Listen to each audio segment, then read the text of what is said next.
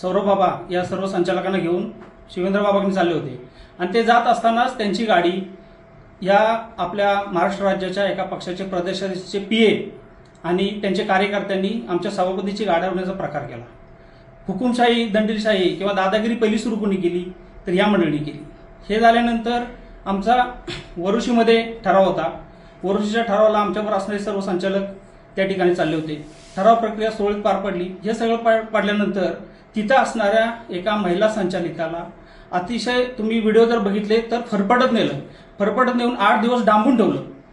8 दिवस डांबून ठेवल्यानंतर घरच्यांनी तक्रार पोलीस स्टेशनला दिल्यानंतर त्या महिलेला घरी सोडण्यात आलं।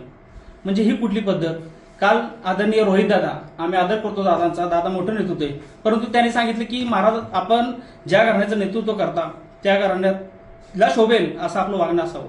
मग छत्रपतींच्या घराण्याला शोभल असं जर वक्तव्य असेल तर एका विधवा महिलेवरती हा टाकून त्यांना जर फरफटत नेत असतील तर त्या नेणाऱ्यांना महाराज साहेबांनी त्यांचा चौरंग करायला हवा होता, त्यांना कडेलोट करायला हवा होता। परंतु लोकशाहीला राजा समजणारे आमचे नेते, आमचे दैवत श्रीमंत छत्रपती शिवेंद्रसिंहराजे भोसले यांनी ठरवलं, जर माझ्या लोकांना, माझ्या महिलांना जर त्रास होत असेल तर मी स्वतः त्या ठिकाणी उभं राहणार आणि त्यांना सभागृहामध्ये सोडणार।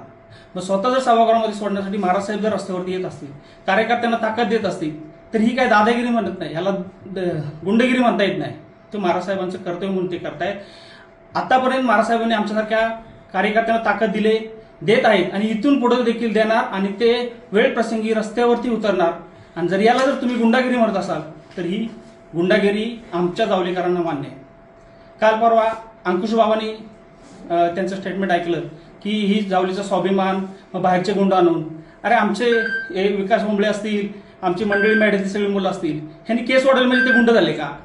तुम्ही त्यांना बोलताय। तुम्ही त्या व्हिडिओ जर पाहिला तर आमच्या बरोबर असणारे सर्व कार्यकर्ते हे जावली आणि सातारामधले होते। समोरच्या पार्टीत असणारे हे गुंड हे मुंबई, नवी मुंबई, माथाडीमधली लोक होती। मग बाहेरचे गुंड कुणी आणले हे देखील आपण थोडं तपासून पहा। विनाकारण नको ते आरोप आदरणीय महाराज साहेबांवरती करू नका।